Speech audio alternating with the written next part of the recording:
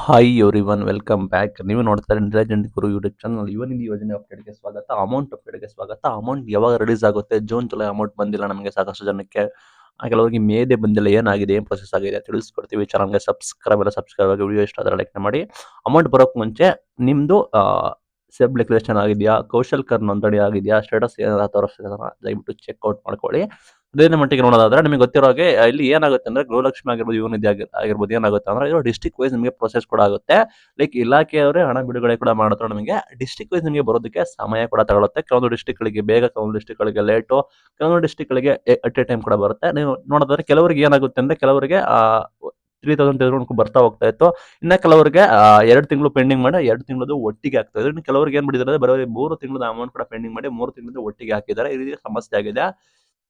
ನೀವು ನಿಮ್ಮ status check ಮಾಡಿ ನಿಮ್ದು ಎಷ್ಟು ತಿಂಗಳದು ಪೆಂಡಿಂಗ್ ಇದೆ, ಅದು ಇಂಪಾರ್ಟೆಂಟ್ ಆಗಿರುತ್ತೆ. ಯಾವ ಮಂತ್ ಪೆಂಡಿಂಗ್ ಇದೆ ಅನ್ನೋದು ಚೆಕ್ ಮಾಡ್ಕೊಳ್ಳಿ. ಆಗಸ್ಟ್ ಬಿಟ್ಟು ಹಾಕಿ ಜೂನ್ ಜುಲೈವರೆಗೂ ಕೂಡ ಅಮೌಂಟ್ ಕ್ರೆಡಿಟ್ ಕೂಡ ಮಾಡಿದ್ದಾರೆ ವಿದ್ಯಾರ್ಥಿಗಳಿಗೆ. ಆಗಸ್ಟ್ ಮಂತ್ದು ಡಿಲೇ ಆಗಿದೆ ಬಿಟ್ಟು ಹಾಕಿ. ಇನ್ನು ನೀವು ಚೆಕ್ ಮಾಡ್ಕೊಳ್ಳಿ ಸ್ಟೇಟಸ್ನ ನಿಮಗೆ ಏನಾಗಿದೆ ಅಂತ. ಇಲ್ಲಿ ಯಾವ ಮಂತ್ ನಿಮಗೆ ಪೆಂಡಿಂಗ್ ಇದೆ ಚೆಕ್ ಮಾಡ್ಕೊಳ್ಳಿ. ಆಸ್ ಅ ಲೇಟೆಸ್ಟ್ ಅಪ್ಡೇಟ್ ಪ್ರಕಾರ ಏನಾಗುತ್ತೆ ಅಂದ್ರೆ ಜೂನ್ ಜುಲೈ ಅಮೌಂಟ್ ಕೂಡ ರಿಲೀಸ್ ಕೂಡ ಮಾಡಿದ್ದಾರೆ. ಸಾಕಷ್ಟು ವಿದ್ಯಾರ್ಥಿಗಳಿಗೆ ಡಿಸ್ಟ್ರಿಕ್ಟ್ಗಳಿಗೆ ಪ್ರೊಸೆಸಿಂಗ್ ಹುಬ್ಳಿ ಕೆಲವೊಂದು ಡಿಸ್ಟ್ರಿಕ್ಟ್ ಮಾಡಿದ್ದಾರೆ, ಅದು ಪ್ರೊಸೆಸಿಂಗ್ ಕೂಡ ಆಗಿದೆ ಅಂತ.